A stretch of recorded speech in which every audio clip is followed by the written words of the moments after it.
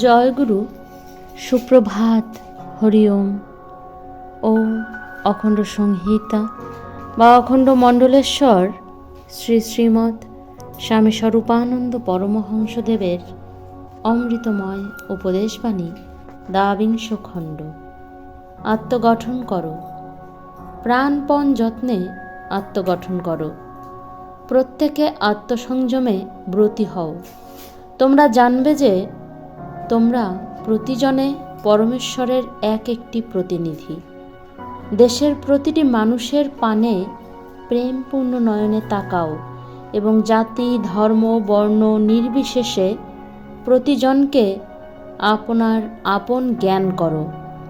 ধর্মগত পার্থক্য, জাতিগত পার্থক্য, সামাজিক অবস্থাগত পার্থক্য, অর্থনৈতিক অবস্থার পার্থক্য বা শিক্ষা ও অশিক্ষা সম্পর্কিত পার্থক্য যেন তোমাদের মনে পর বোধকে প্রশ্রয় না দিতে পারে।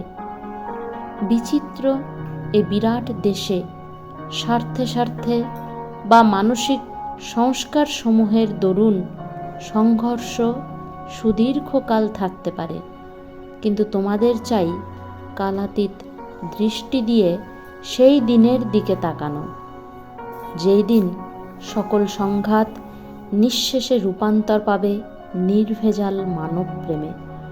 সমস্ত পৃথিবীকে আপন করার চেষ্টাই তোমাদের প্রকৃত সাধনা, এবং এই সাধনায় সিদ্ধ হবে তোমরা সুদীর্ঘকালের, বহু যুগের, বহু শতাব্দীর নিরবচ্ছিন্ন ও ধারাবাহিক অধ্যবসায়।